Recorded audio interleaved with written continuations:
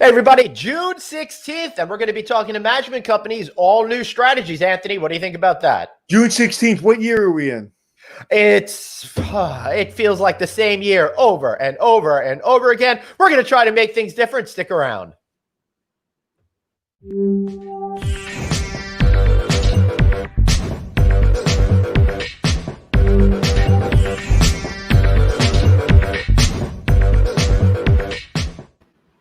Tuesday. I'm really happy, Anthony. The weather's great outside. I'm feeling really good about things. And I think we're going to have some guests to talk about positive changes that are going on out there. Glenn. Yes, sir. Tell everyone what you just told me behind the scenes about the numbers that we generated last month for our podcast. Yeah, believe it or not, we're getting 750,000 impressions a month at this point. How freaking awesome is that? We just turn on the live button here one day, a few months later, boom, all over the place. And I got to tell you, I am so delighted by everybody tuning in every day, Anthony. It fills my heart with love. And you know what's great about those impressions? It's shooting fish in the barrel, meaning it's the people in our business. It's everyone is listening in our business. So yeah, yes, I was on with a young lady that wanted some mentorship, and I said to call me. She called me. She goes, "What should I be watching, looking at, learning outside of eCornell?" I literally was racking my brain. I was like, "Just turn on our show, man. An hour and a half a day, and you're getting the biggest minds in our industry." So anyway, thank you to everyone. And I know Chris Green's here somewhere with his poker trophy, but besides that, who else we got today? All right, we got Ty Turbin, the CEO of Propel Company. So we'll bring them up right now. But if you guys haven't subscribed to our newsletter, do that now. Text the word hotel to 66866. Of course, check out the Hospitality Success Facebook group, and you're doing great things over there because you're not really a management company. You're giving people the tools in order to be successful at their hotels, right? 100%, my friend. It's a learning company. Yes, and check out hotelreboot.com, because we're creating an all-new type of Podference series out there to help educate and empower all of you. All right, let's get on with the show. Let's bring in our guests.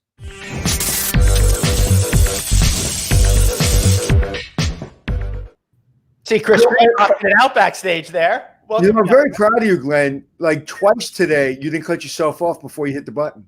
Well, to be fair, everybody, I had trouble hitting the button at the cold open. So, Anthony, we had to stare at each other for an additional half a second. That was just weird for me.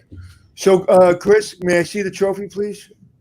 The trophy's not here in the office. I'll get it in a minute. Chris, what happened? Chris, you can tell him the truth. We know, like the Stanley Cup, it's now touring around the country because everybody is so excited to see that you won. Listen, if it winds up at the hot dog eating contest in Coney Island on July 4th, then I know, it's made its rounds.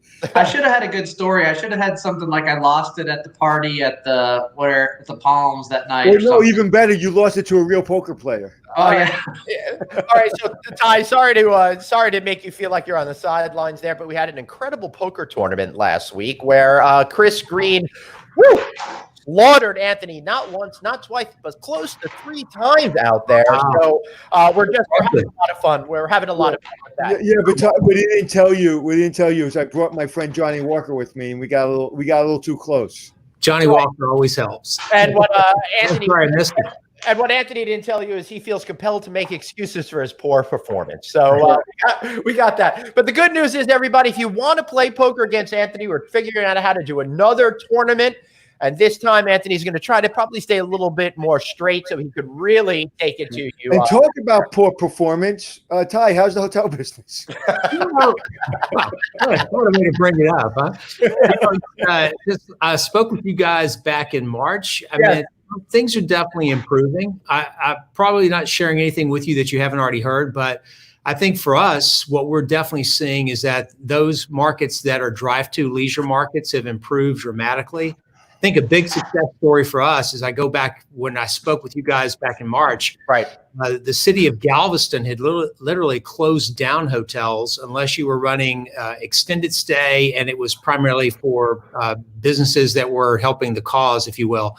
And we had one hotel closed. Now, both hotels we have a town place and a courtyard there. They're both open. They're running peak occupancies on the weekends, and actually midweek not even half bad. So that's a positive sign to see. I think, ultimately at the end of the day, drive-to leisure markets are good. And obviously, it's these secondary and tertiary markets that seem to be coming back quicker than some of the primary. So not too bad. Well, very, very fascinating. Breaking news, though. Chris has returned with the trophy. Oh, impressive. So Chris, so Poker Champ, I'm gonna, because you shove it in my face because I asked you to, I'm gonna ask you a hard question, right? Okay. Listen, we're hearing 50% occupancy, right? In America right now. We're seeing in a select service, we're seeing extended stay. People are traveling. My niece, I just saw in Universal Studios, everybody had their mask on. We're moving. But we had the worst day in the history of America for COVID cases yesterday. We have Arizona, we have Florida. They have, per capita, Arizona has more cases than New York had at its peak. Not to bring the show down, but I know if I was a management company or I was a brand leader, I'd be real concerned because, yes, New York, we feel like, hey, we got it under control. We had 50 cases yesterday. We're doing great. We're doing better. I think our hospital capacity is at an all-time high during COVID. But travel isn't one city or one state. It's not only the 50 states, but it's the world. And so I can't help but just keep thinking the last 24 hours that we're just going to be limited for a very long period of time. And this corporate business and these conferences that we hope come back, how can you do that when you're seeing peaks all over this country? Again, not something I want to talk about, not something people want me to talk about, but I mean, it would be keeping me up at night. Well, I mean, Anthony, it's unfortunately it's the topic of the day, and we can share all the optimism that we have. The problem is I'm a management company, and we earn money off of revenues from hotels, and those hotels earn money from guests traveling, and until the picture becomes more clear, I mean, it's going to be a really difficult road to hoe, and much longer than we had planned, and quite frankly, extremely painful. I don't have any good answers. We had a board meeting yesterday talking about what's the next 90 days look like, and it's like forecasting in soup because you can't tell what's happening. I think that as Americans, we wanted to get out and get busy and get back to traveling immediately. And did we overdo it? I don't know. Or did some people not respect social distancing? Probably. I know I've been out and I've been able to maintain distance, but we've got to do our part because otherwise this thing could drag on. And it has got the death hold on our business. My business it's down on its back, being held down, and not being treated. And that's what it is. We're down on our back, and that's fine. But as a wrestler, I don't like being on my back for more than 2 seconds because I don't. No, and we're stuck. And they got it. They've got me in a hole that I can't get out of in a wrestling move, and that's a problem. So that's my point. I don't think it's Universal Open or Disney opening or the beaches open. I think it is, like you said, it's like when I go out, I wear a mask and I wash my hands. That's it. That's all I'm asking. Right. That's all I'm asking.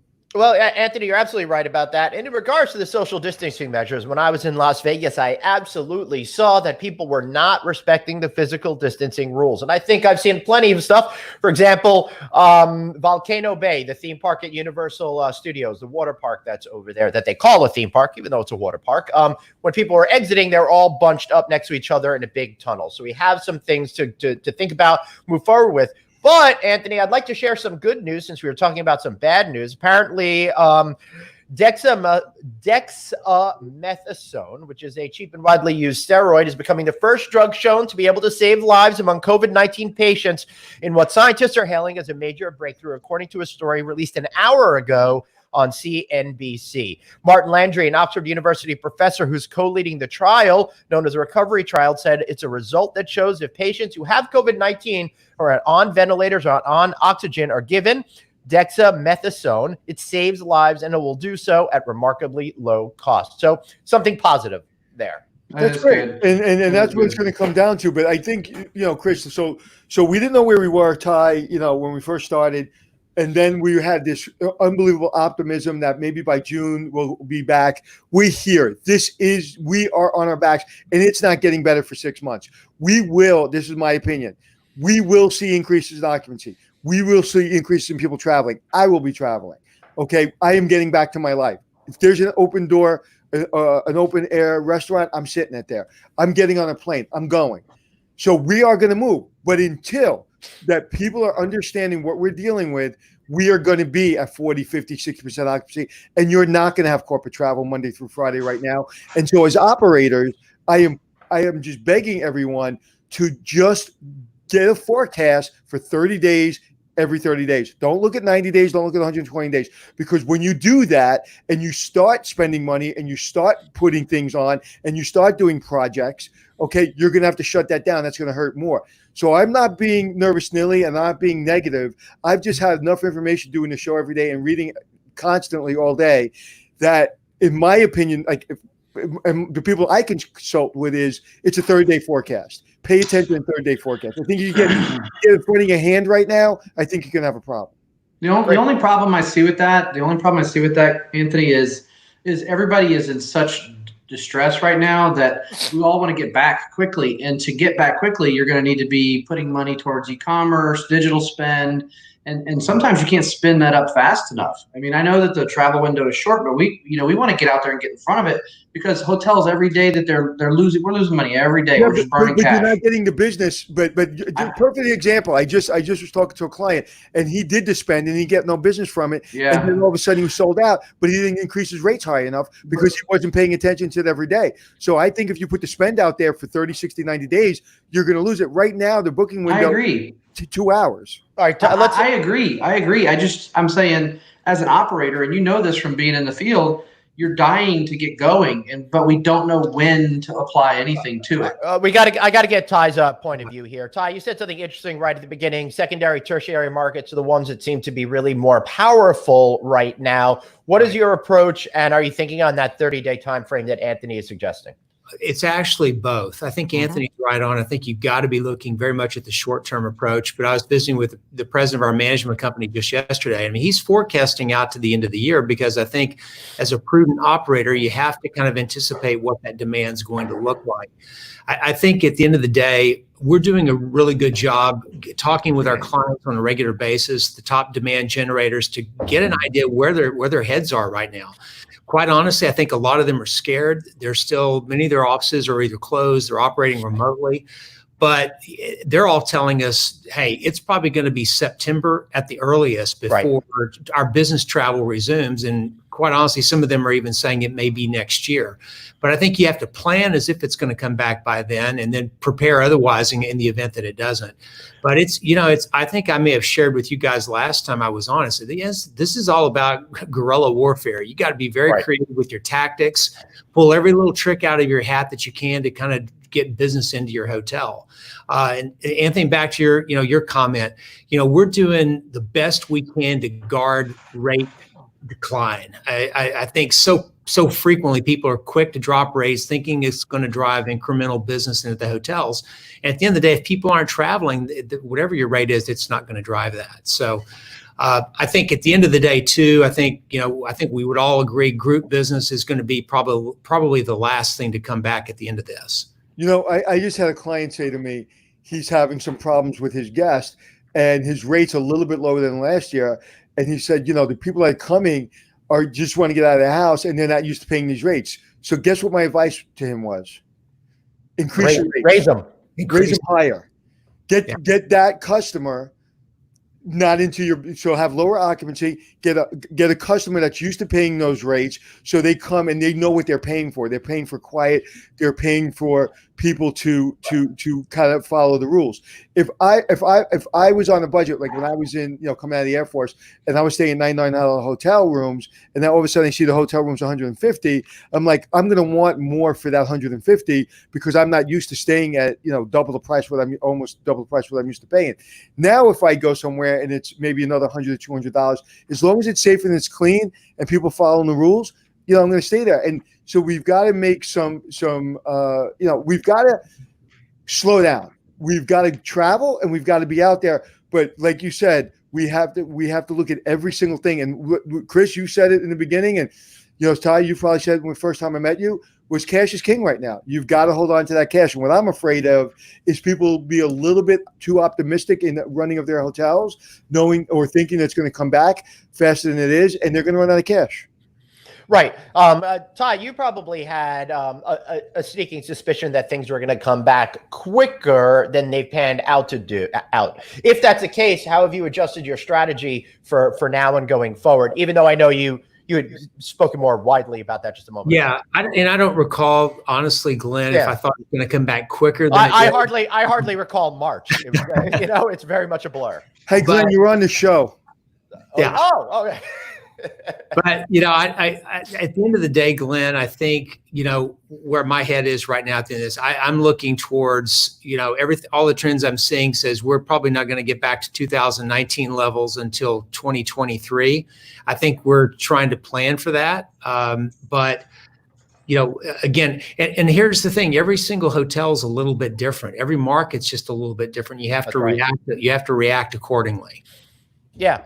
That's a great point, Chris. I know you're experiencing the same thing where you're having some bright spots in your portfolio, but some others are still really lagging behind and feeling the effects of the lack of meetings and the lack of group business. Yeah, full service downtown hotels are still struggling. The independent portfolio and the stuff that's drive to or smaller footprint hotels are doing 30 to 40%, but the downtown hotels are still really struggling just because of the lack of group.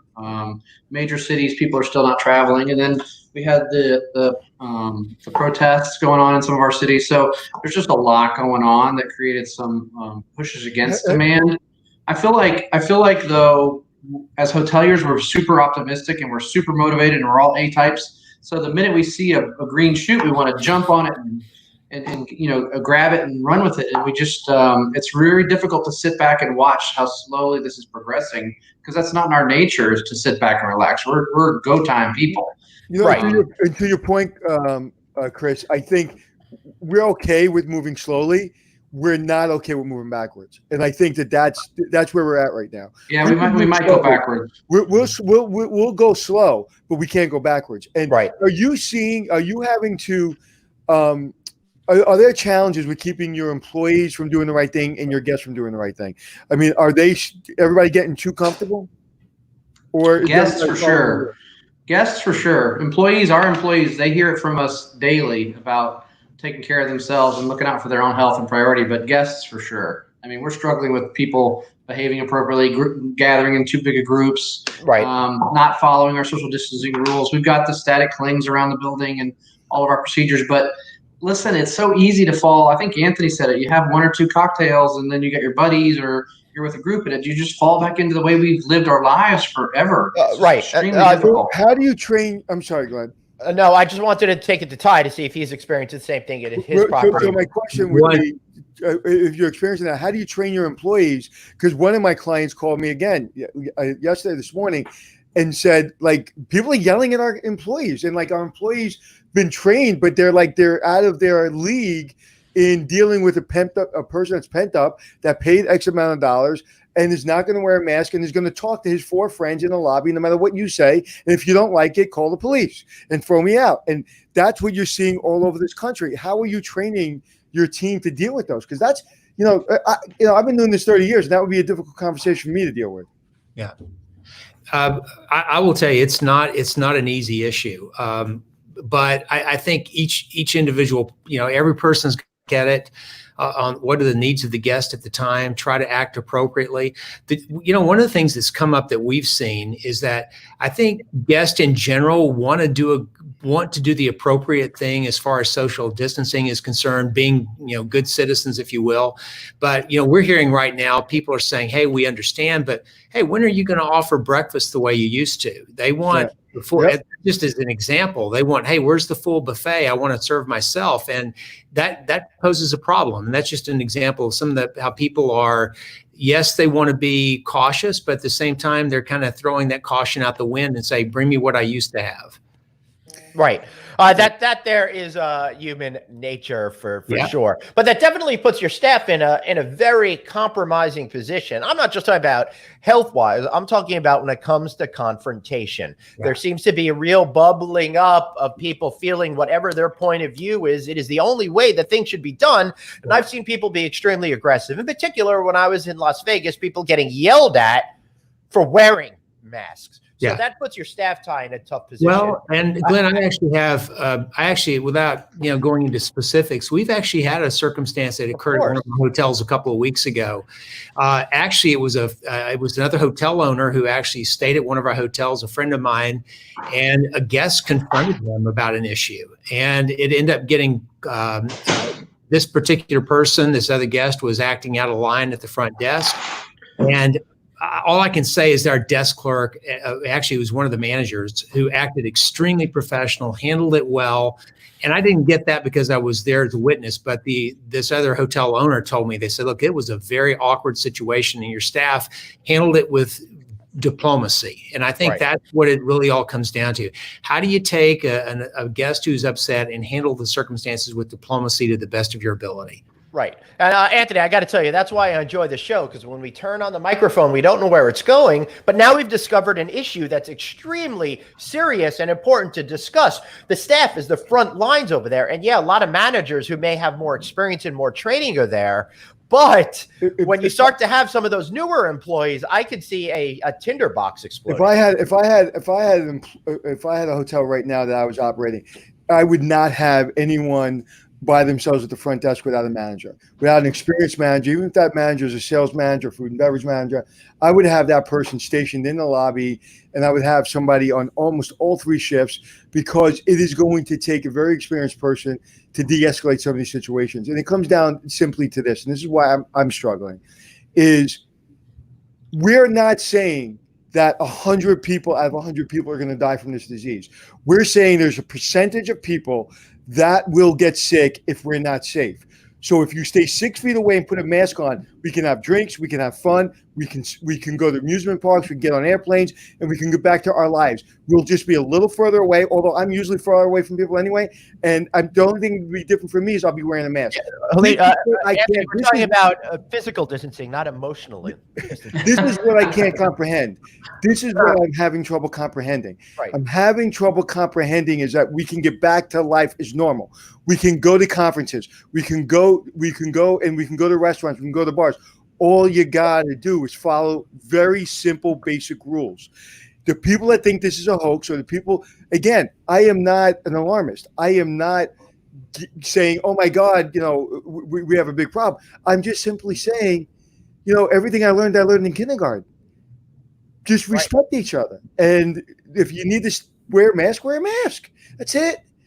Right. And then everything goes on, and we'll just all be wearing masks, and we'll be 100% occupancy. This is what I'm not understanding. But in the meantime, we've got to protect our teams by having senior leadership there to help deal with these situations. Because people ask me every day, Anthony, how do you deal with it? And you know what? Common sense isn't common. You have to have a lot of years of experience, and you've got to basically be able to read people's behavior. Right. And there's no simple answer. Well, the biggest problem that we have is that we're in an incredibly divisive moment right now in society. So people are already at a 7, 8, or 9 when walking into the door. So unlike a few years ago, before these sorts of issues came to the forefront, you're already dealing with a lot more tension, a lot more bubbling anger behind the scenes and all of that, which I think leads to people getting entrenched in their positions even more and being more angry about it as they move forward. And that puts all hotel employees in a very precarious position to try to do the right thing, to keep everybody safe, while simultaneously not trying to have that confrontation out there. So very difficult situation. I don't envy any of you folks out there that are on the front lines right now dealing with some of these issues. Chris, have you seen any of these issues such as Ty discussed just a few moments ago? Yeah, and I think it has to do with what you were saying, Glenn. I mean, we're bifurcated and separated as a country too, right? New York had different protocols. I live in Florida. Right. Florida had different protocols. I'm getting on an airplane this next Thursday for my first trip since March 11th, which is amazing. Wow. And I'm excited to do it. But I'll be bringing my Florida mentality with me on this trip. And I can certainly see how that creates that natural tension. We don't have mask protocols in a lot of places here in Florida. So when I get there, I want to live the way I've been living. And it's just very difficult for people to understand that. And I think the elevated tensions are causing a lot of stress. Right. And fatigue, quite frankly, fatigue with COVID-19. I mean, I feel it. We all feel it. We're fatigued and stressed. Are you seeing any employees leave because of it? Like John Brinkman says that some of his employees are quitting. I don't know, Ty. I have not seen anybody leave over that. No, I haven't either, Glenn. Chris. And I wanted to say, I'm quitting the show. I can't deal with Glenn anymore. I thought you were quitting poker. So. Hey, I wanted to give you an update, though. But he should quit. We were talking about good things. I told you guys last week we were bringing a few people back. So to Ty's point, things are picking up and something positive. We've returned over 100 associates to work in the past 10 days. Great. So I'm super excited to say that and see people coming back to work. And, we've had almost nobody refuse to come back to stay out. So, I mean, people are trusting in our protocols that we've issued and the training we're doing before they come back to work. They're understanding what we expect and how they're going to be kept safe. So that's positive. Let me ask you a question. Could you solve this potential problem is if you make mandatory every single guest has to wear a mask in public areas. It's mandatory. And you do a really good job papering it before they get there, sending them emails, doing everything, have them sign a document that they will wear their mask. And that way, those people that just believe this is a hoax and they don't want to be around people wearing masks, they go somewhere else. I mean, can we do that? Or is that just poking people? In my opinion, I think you'll have some guests who would respect it. You'll probably have others who will totally ignore you. Everyone's, you just never know how people are going to react. Yeah. So really, there is no answer because Anthony, we can't just come out with some sort of declaration that. Anthony, just speaking for myself, just as an example. I mean, I'm one of those people right now. I don't wear a mask most of the time, but I'm respectful of the fact if I go to a place and everyone else is wearing them and that's what they expect, I'm going to honor that. But you don't know if everyone's going to be the same way. Right. But if you go into a store, you go into a grocery store, and it says stand here and wear a mask, you're going to do that. That's what I'm saying. Sure. I don't wear a mask when I'm walking down the block, and there's nobody around me. I don't wear a mask on the beach. Right. If I'm sitting and there's people in my yard, which now I had a friend social distance with me. He was sitting 6 feet away from me and we had a drink and I'm not wearing a mask. That's not what I'm saying. What I'm saying is if we're in a grocery store and you're 2 feet away from me without a mask on, that's just not responsible. That's what I think we're talking about. Yeah, agreed. And that's what I was referring to as well. I agree with you. Yeah. Right. All right. So somebody says, for the record, some people are not wearing masks due to emotional issues. I listened to a podcast and an assault victim tried this and it triggered a horrible memory for her. We need to be kind.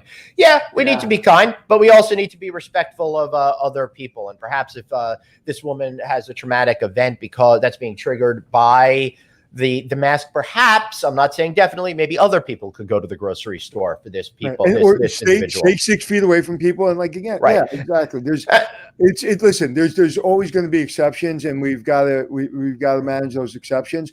Listen, my daughter's graduating high school on Tuesday. And I'm brokenhearted that they're not going to do some kind of ceremony outside. I think they can do it safely. I think they can put a mask on.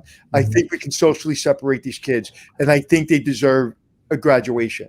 That they're not getting one, it's all going to be online. I'm upset with that. So again, I am not that person saying everybody should be locked in their house. I'm simply saying they can do it safely.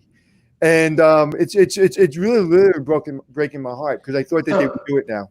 So, Anthony, it sounds to me from the beginning, from when we started this, that you've transitioned a little bit. Like you have kind of grown in your knowledge of what happens in wearing a mask. Because initially, we were all locked down. And I remember you being very adamant about being locked down. But now you seem to be more proponent of we can do this if we're professional and we stay away from each other and we follow protocols. Because just like everybody, it's like we were shut down. We weren't moving, right? We were zero. And then we said, okay, we'll move really, really, really slow. And now we're saying, let's move slow. If we don't move slow, we're going to go backwards. So it's not so much. I don't think I'm anywhere where anybody else is. I mean, Glenn too. Glenn went to Vegas and, 4 weeks ago, Glenn wasn't going in his backyard. So I just think I'm using my common sense and I'm where everybody else is. The reason I didn't move or I had that concern is because nobody moved because we had 7,000 cases a day in New York and now we have 40. And so now just use common sense. So again, not to beat this up, but I just don't want to continue the show going forward the next couple of weeks without at least putting a pin in it and going, okay, we can talk about occupancy, we can talk about race, we can talk about moving and Walt Disney World and Universal, which it all should open and should all go forward. But we all have to be sleeping with this on our mind, saying that if we don't do the right thing, we're going to slow down. And some states won't slow down. Some states will keep it open. New York will not keep it open. The governor here will close us. And I'm afraid of that. I don't want to close again. So where other states, maybe Arizona, I was listening to the governor yesterday, and he's not closing.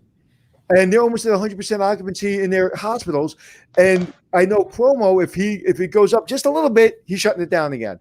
And I don't want to be shut down. Wow. Yep. I get it. Yeah. Yeah. The only shutting down is for me to shut you down, Anthony, when you get a little out of control on the show. But I also want to make a point that I wasn't scared to go out into the backyard. It was just very rainy, and being that, I am the wicked wizard of the West, I'd melt from all the rain. So it is not COVID related. Hey, welcome back, Anthony. You know what, Anthony? You know what, Anthony? You made a very astute point, and I want to put a drop of pin in that. But and I think what you said is really valuable. That going slow will get us somewhere that we all want to really be. Going fast could get us right back where we were, which is where none of us can. We can't go back there again. I can't wait for the government to do a bailout. Chris, thank you for saying that, but I'm going to argue. I'm going to challenge that. We won't go back where we were. We're going to take. I know. We're going to stay open. Take 2 steps further because a lot of that cash that we held, we're spending now. A lot of that opportunity that we've used is going to people are not going to trust us anymore. So we will not go back. We will take 2 steps back, and that's again. Not being nervous. That's it's common sense, man. I've run businesses, turning around business my whole life. I've never run a hotel that's done well. I've always taken a hotel that was bankrupt or needed to turn around. And you get really, really, really slow so you can go fast. I went really slow for 6 months so I can go fast. Yeah. Yeah. And it's gonna be we can't really afford for it to go backwards again, quite frankly. You can't make mistakes. When you're turning around, we all know this. When you're turning around a hotel, you've got to make that, like, if you're going into a hotel that's completely upside down, that general manager or that sales manager, whereas when things are running well, you can take up for them if they don't do a good job. When you're going into a hotel that's bankrupt and you make a mistake in one of those critical hires, you may put your business out of business. Mm-hmm. So there are times where you cannot make mistakes, and there are times when you can. 12 months ago, we could make a mistake on a hire. We can't make a mistake on a hire. 12 months ago, we can say, okay, we can burn through some cash, and if it gets slow, don't worry about it. We'll figure it out. You can't afford that now. That's what I'm saying. I am simply saying we are at a critical point where every decision and everything that we do is important. So if people want to go to Europe, if people want to continue to move, then we just got to be respectful and move slow. And again, I'll get off my soapbox because I know somebody's probably saying, Anthony, shut up. So I'll shut up. I'll do it. Anthony, shut up, man. Stop with all your good points out there. All right. But the fact of the matter is, and Ty, I know you've got to agree with this. People are people, and they're going to do what they want, and we can't control. Yeah. We can't really control it. But to piggyback on what Anthony said, you're absolutely right. You can't afford to hire the wrong people. Anthony, you made a comment earlier about it'd be great if you could put, and myself as well, I think in this environment, it's great if you have at the front desk with an hourly associate, you've got a manager there. The reality of it is most businesses right now can't afford to do that because the occupancy levels are so bad that they can't afford to do it. But if you've got people that are, I always believe, hire for the personality versus what their skill level is. And, right. Who's a diplomatic person by trade and understands how to deal with the emotions of people and just be a good person. That's what you want to hire for. And then you teach them the skill level because I think that'll help us get a lot further. And I agree with you. I just think there's very few people trained for some of because even the normal guests that maybe get a little pissy sometimes is now they're in a completely different, area. Yeah. In their mind, and it's going to take the most experienced person. So I agree with you. And under regular circumstances, I think that's 100% right. I think it would be difficult for any one of us to handle those things. So let me ask you another question. Chris, if I can throw it back to you. Okay, I know you won a poker tournament, but a full house beats a straight. You were playing the whole game. You didn't even know a full house beat a straight. I don't know how you won. Anyway. Is that your statement? Here's my statement. Here's my statement on poker. I didn't, and somebody asked me, one of my people that watched the tournament with a bunch of other people, they said, "Great job, Chris." And I said, I didn't play the cards. I played the people. And that's how I play cards. And I was watching everybody on the Zoom screen. I will tell you how much I want to move is that I'm actually looking for tournaments, but what I told Glenn is when we do have another tournament, I will not be doing any speaking, and I will not be on Zoom. You will not see me.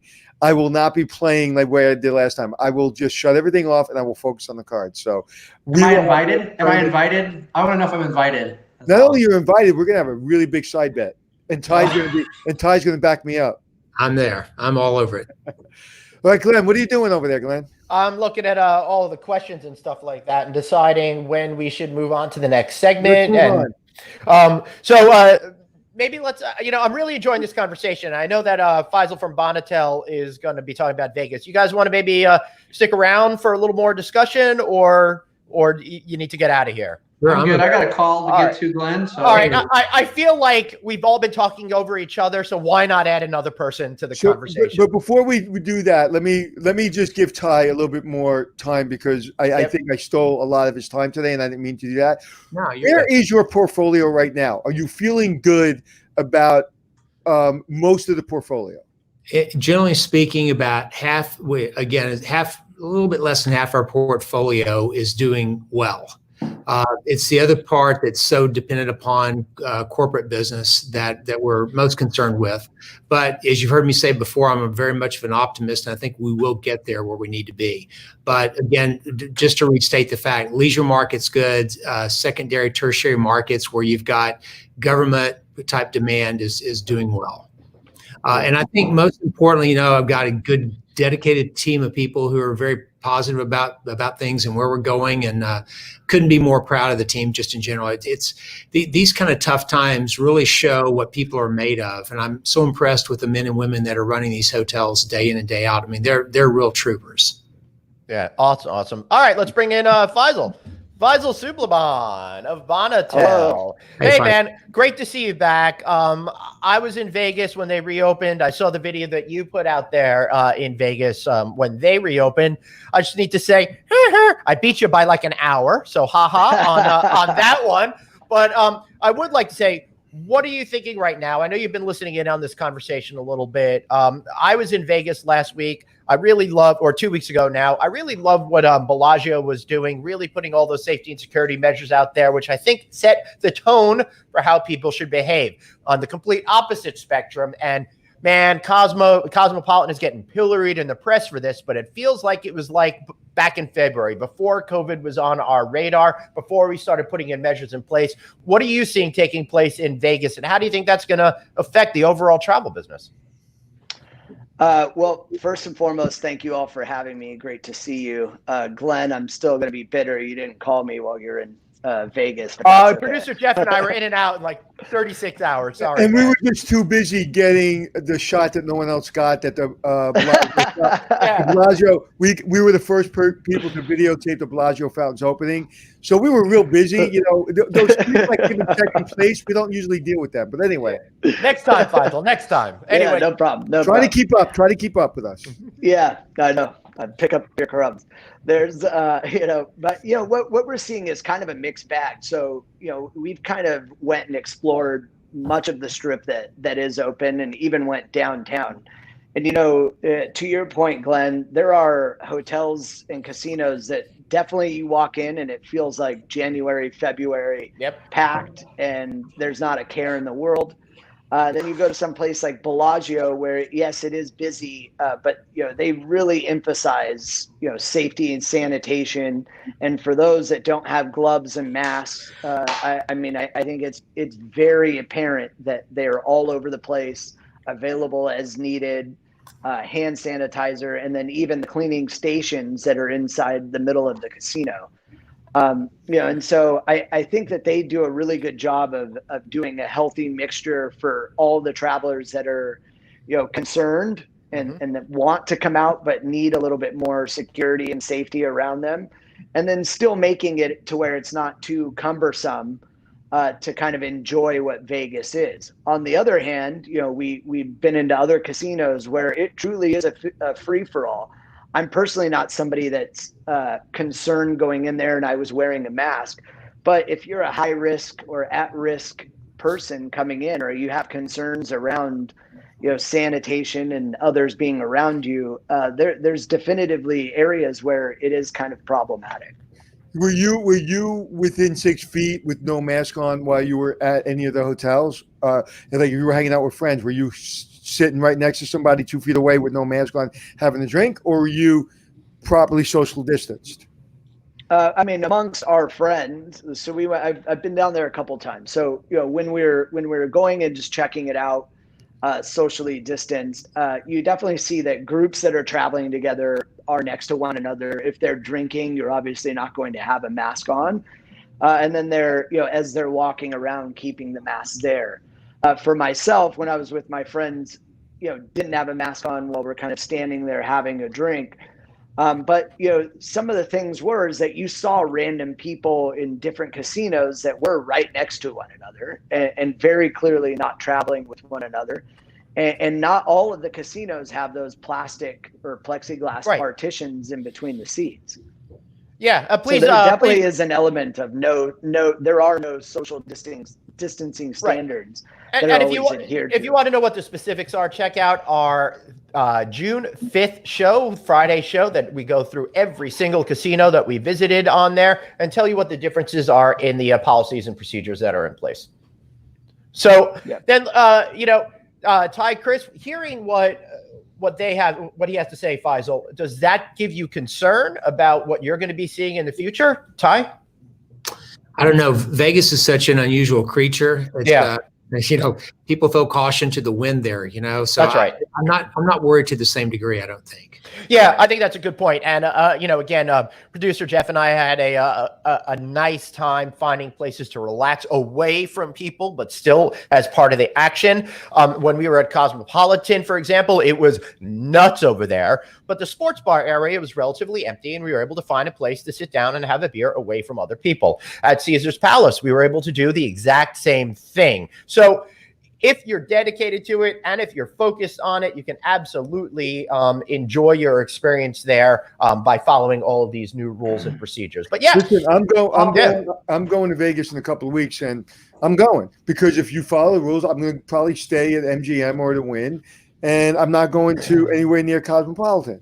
And I think you can have a safe experience based on what I've seen Faisal and you and everybody else kind of show me. You can have a safe experience. So again, I'm going to choose where I stay, and I'm going to be careful when I do it. I'm going to enjoy myself, and I'm going to do what I have to do when I'm there. Faisal, would you recommend people go to Vegas right now? And second to that, what kind of interest are you having in people booking trips with you to Vegas?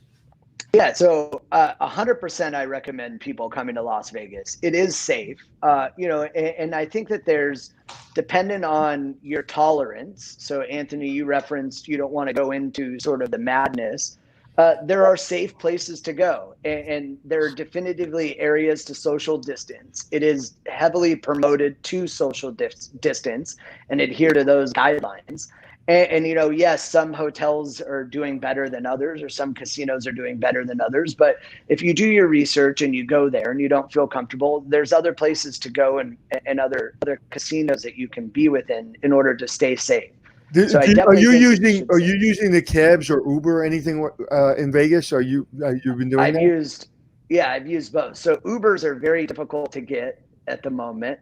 So ironically, the cabs are welcoming you with open arms, similar as they used to. But the cabs are all wearing, they're wearing masks, and actually have been more friendly than I've ever experienced in Las Vegas, and actually more helpful. And they want to ensure that you feel safe being there and following protocols as such. So Cabs, yes, I've been in. Ubers, I've been in a couple times. But Ubers, I think that there's a shortage of drivers right now.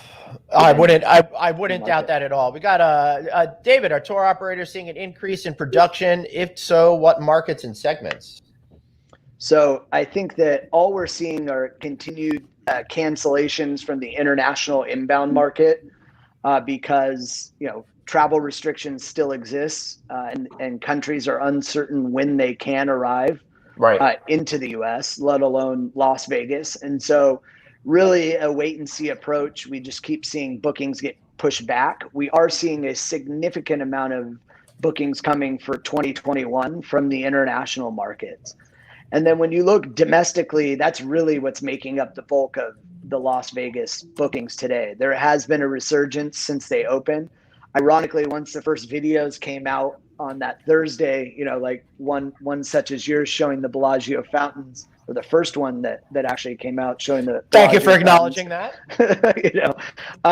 What ended up happening is that there was a huge uptick in bookings, and that's all. Those were for the weekend coming up. So I think that people wanted to wait and see that it actually opened, and then started to book. Now, one thing that did happen in the first weekend when the hotels opened, we saw a lot of the hotels forgot about their lenient cancellation policies, and that if you no-show, they're not going to charge you. They're just kind of waiving cancellation fees, and so. They saw a lot of no-shows that did arrive. And so a lot of them, they did have to adjust their cancellation policies a little bit more in line than with the normal standards. But we're seeing business pick up, through the rest of this year. It's all primarily domestic tour operators and travel agents. So do you have any trips that you're taking internationally anytime soon? I'm hoping to go to Spain on vacation in August, but it's a wait and see. I mean, right now, I think that there's such value around travel, and with the lenient cancellation policies, I think it warrants making those bookings, and then if you don't feel comfortable by the time you look to travel, then go ahead and cancel. But there's a lot of great deals where you can travel anywhere in the world at the moment. And while border restrictions may not enable it, I'm confident that they'll continue to open up, and the global economy needs the support of all of us travelers to get out there. And what's going on with cruise ships? What are you seeing? I'm not seeing much in the way of cruise ships, at least domestically. I think it's more of a wait and see. There are future bookings for cruise ships. That's what I mean. Are you future saying bookings 2021 and even 2022? There's definitively bookings that are coming through. I think a lot of people are, willing to go without a vaccine, and those that maybe are willing to wait until there is a vaccine feel pretty confident that there will be a vaccine by middle of next year into 2022. So there's definitively an uptick in demand within the cruise industry as well. So, Ty, let me ask you a question. Faisal was talking about cancellation policies and stuff. A lot of the hotel companies started to put into place the whole notion of non-refundable booking for a small discount. Is that still out there right now? Are people using that? I think they are to a degree. I know, most of our portfolio is all Marriott right now, and they've relaxed their policy. Originally, it was through June 30th was when the cancellation policy was going to end. It's now been extended through, I believe the date's July 5th, if I'm not mistaken, to get through the 4th of July holiday. Right. All right. Makes sense. So, Faisal, if I can ask a quick question, what is the one thing that you're seeing that's surprising you as far as bookings? Is there anything that stands out that we haven't spoken about? A lot of bookings for New York and San Francisco. And so, while their August, September timeframe, they're still being heavily booked, which was kind of interesting to me. Vegas in our business is our top destination, but when you're looking at future bookings, in 2020, there's still been a decent amount of demand coming into New York and San Francisco. Obviously not for June and July travel, but back end of August, September, October, it's been very strong. And being in New York, I really can't kind of see the tree from the leaf. Are people feeling better about New York? Are you hearing the numbers? Are you seeing that New York has kind of got it under control? It seems to be anyway. And is that making a difference? I mean, what are you hearing just from, I know you're hearing the news accounts, but is it making a difference? New York seems to be in a lot better shape. From our side, I think that people are they're confident with what New York has been doing. And that, I mean, the way I look at all of this and the feedback that we've kind of seen is that there are people that just want to get out and they don't care anymore. And they want to travel safely, but they're just over it, the pent up demand. Yeah, right. Then there's the other group of people who are confident that Anthony is going to travel there first and they're going to come back and he's going to say it's safe. And then they want to lock in the discounted pricing now. And they understand they can cancel if they don't feel comfortable. And then obviously there's the people who just won't travel until there's a vaccine. Well, that's why I sent my stunt dummy to Vegas. That really is insulting. I don't do stunts. Chris, I know you have to get going. Any final thoughts before we let you go, sir?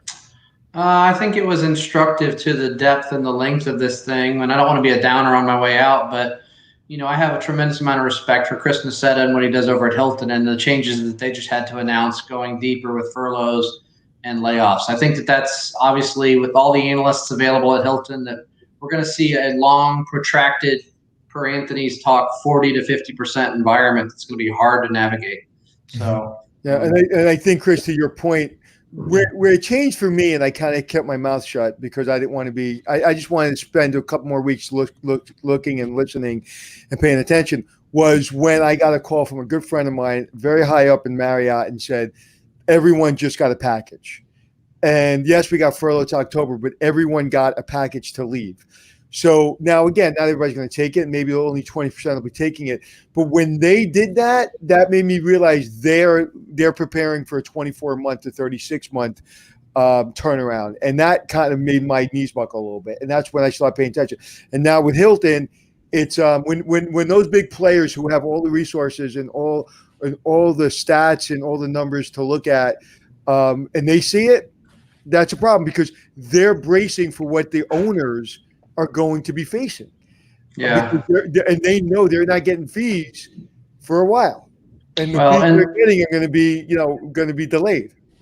And that's the hard part for us as a management company is you look about that's what my business is built upon. So how long is this going to last? And we made the commitment to keep our team intact to power through this, and it just keeps stretching out. It makes it difficult, and it makes making the right decisions always difficult, but it makes it very financially difficult. And the longer we go, so I'm pulled between two things. I want people to travel, but I want everyone to be safe, and I want people to drink at the bar, but I don't want anybody to spread the disease. It's the most complex environment. I never would have imagined it in all my life. Right. Yeah. Well, that makes a whole lot of sense. Chris, thank you so much for being here, and we will see you on Thursday. All right. So before we start to wrap up, Chris mentioned the additional furloughs by Hilton. I pulled up the information on that. So they announced today approximately 2,100 corporate roles globally will be reduced, and the extension of previously announced furloughs, reduced hours, and corporate pay reductions will last an additional 90 days. Nassetta said, never in Hilton's 101-year history has our industry faced a global crisis that brings travel to a virtual standstill. Hospitality will always be a business of people serving people, which is why I'm devastated that to protect our business, we have been forced to take actions that directly impact our team members. And it goes on. Really rough situation all around. And what's going to happen is if you look at it just, from that perspective, that's terrible. But you got to look at it all the way down to not even the employee level, but to the ownership level. Mm-hmm. They're struggling to keep the lights on. And now they're not going to have the resources in these brands to go to. So, yes, they're going to have, like when we had the gentleman from Hilton on, there were 4 people in the corporate suite that day in 250,000 square feet of space. So, yes, they're going to struggle through. But you as an owner, you're not going to have that normal person that you're used to reaching out to, that you built a relationship with for 20 years, to call and say, hey, help me through this. And there'll be a new face if there is somebody there. And that, to me, is where the rubber hits the road, where there's going to be a real that's when it gets real challenging for owners, because that's what they need the brand for. Yeah. Times. Now, These Ty, times. you're an owner, but I just want to make a quick show note. Anthony is referring to Kevin Jacobs, the CFO of Hilton, who was on the show on June 10th. Go check out that conversation. Ty? And he could have announced it here on the show if he wanted to. Right? He didn't want to. Yeah. Well, what are you going to do? Now, to Anthony's point, I mean, I guess I feel blessed having just retired from Marriott. I still have resources I can kind of go back to, but it's hard to find someone there because so many people have been furloughed. But they're doing a yeoman's work, doing the best they can with the resources that they have. But it does put an incredible burden on the owners out there right now. We're about to open our first IHG branded hotel, and they've really done a good job trying to help us out. But man, they're strapped. The resources to get these properties open are just not there like they used to. Yeah, and be sure to check out our show on June 8th with Jay Kayalfa, the COO of IHG Americas. We're getting all the great people. Yeah, name another brand. And we have there's one brand that we can't get on, and now at this point, I don't know if I want them on. But and maybe in a couple of days, I'm going to say who it is and say, don't come on my show or our show. Sure. But we have a cell number if you want it. We can call them for you. But Jay, listen, I was in the military. He was the Air Force with me, and what a great guy. And he will literally take your phone call, I'm sure. Ty, one of the folks in the side rooms loves the picture behind you. They're speculating that you too may have served in the military at some point. No, it's not. Just I'm actually sitting in someone else's office right now, and he's a real buff with old military history and such. All right, cool. So as we start to wrap up today's show, I'd love to get some final thoughts from each of you. Let's start with Faisal. I think that one thing we all have to remember is even as we start to see and build momentum, we're not out of the woods yet. There is going to be a challenging, runway for the foreseeable future. And really at the end of the day, it's getting together with industry professionals such as yourselves, us kind of strategizing, sharing, market insights in order to all sort of benefit and help one another get through this. It really isn't just Marriott versus Hilton versus IHG, and then all the different tour operators or OTAs. We're really all in this together, and I do see light for us to be excited about, but there's no shortage of rough waters ahead. But together we'll all get through it. Right, Ty. I echo Faisal's comments 100%. I will tell you, it's one of the greatest things about our industry is that it's big, but it's small. And there's not a day that goes by that I don't pick up the phone and call someone who's a friend of mine in the industry who I've known for years to get their take on thing, to ask advice, say, hey, here's the problem I'm having. How would you handle this? And people do the same thing for me. And I think we just all got to keep our head in this, keep focused. I do think we'll see an end to this thing, and we'll come out better at the end of the day. Listen, and at the end of the day, this is what we get paid to do, man. We don't get paid to run companies when everything's running smoothly. We get paid to run companies when things aren't running smoothly. And if the best people are in those positions, we'll get through it. If we're not, we're in trouble. And so these are the opportunities that leaders and great managers look for. Not something this extreme because we don't want anybody to get sick, but it takes a level head and steady leadership to get us through. And, if you look at our military for hundreds of years, they've kept us, they've protected us. And now leaders are in a position to protect their employees, not only financial bottom line, but also their health. So, I am sure we have great leaders in this industry, and we'll get through this. Right. Absolutely. Gentlemen, thank you so much for being here today. We really appreciate it. Always. Great. We'll get you guys on again real soon. And Faisal, if you're still listening. Let's bring it back on for a second. Faisal, you live in Vegas, right? I do. Okay, and it's interesting. I just find it interesting that New York has beat you to the Bellagio fountains. He can leave now. he lives in Vegas. Enjoy your goodbye disc. Have a great. Some of us have to work, Glenn. Yeah. See you later. All right. Thanks for. I love that you really give our guests a hard time. That is how you know that people want to come back, right? You know what? This is how I feel. I'm not here to beat up people or to go off on tangents, but one of the things that I've been very fortunate in my career is people like my authenticity, and some people don't. Like, I just had somebody post something. I've been posting something on my Instagram, if you noticed, that it's a black and a white hand, and with everything that's happening, the day that everybody did the black box, I put the black and white hand, and I've kept it up for I think 14 days now. And somebody's like, it's getting a little old. And I was like, I deleted that person. It's like, really? Right. It's like the racial tensions in this country and what's going on in this country. I don't think they feel it's old if you're an African American or a minority. So like, I'm just kind of sick and tired of people like wanting to just be over stuff. And it's like, this is where we do the real work. This is where we do the heavy lifting. And so, if people don't like what I post on my social media, that is fine. And if people don't like me, that is fine. And that's why I love this country. And I'll fight for your freedom to not like me. Yeah, excellent. Hey, I've never liked you much. And we still work together. Just kidding. I freaking love you, Anthony. Man, I got to tell you, today was really, really interesting. We started off really not knowing where we were going to go. And I thought the issues that we talked today were really, really important. And I think really cut through all the clutter out there, and we got super real. We cut through the bullshit, Glenn. Yeah, we certainly do. All right, so do me a favor. My friend Stacy here says, can you please post the Hilton furlough update? Yes, Stacy, give me about 15 minutes and I will have it posted at novacancynews.com, and might as well subscribe to our newsletter at 66866. Just type the word hotel and you'll get things like that in your mailbox every Sunday night. But I promise to put it up on all of our social media channels as well. So, Anthony, two things: hospitality success, hotel reboot. Everybody get involved in those things. Check them out. I will tell you, holy hopping stomp, Batman. Hospitality success is, we're busy. And so go to hospitalitysuccess.com or hospitality success on Facebook. And you'll talk to our VP of client services, Chad. He'll set up a meeting with me and my partner, and we'll get you going. This is, as you heard on this show today, yes, we're moving, but there are really tough times ahead. And as the brands furlough people, and as the brands, just it's hard for them to come back up to speed, there's a lot of questions that have to be answered. And really, we're seeing things in real time. We're feeling things. We're seeing things from our other clients in real time. And right now, there's not a lot of resources out there. Use AHOA, use AHLA, use Hospitality Success, use eCornell. There are resources, but right now the brands are struggling.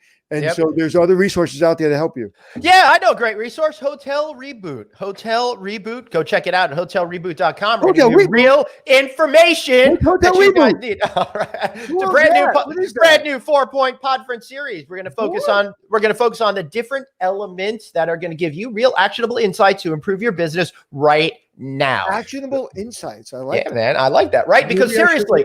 So when's the first one? When's the first one? Wednesday, June 24th. I appreciate you saying that. 2 p.m. Eastern time, 11 a.m. Pacific time. So check that out. I can't do it at 2 p.m. I was going to show up just to watch it. I can't. I get my butt waxed on that day. Oh, that sucks.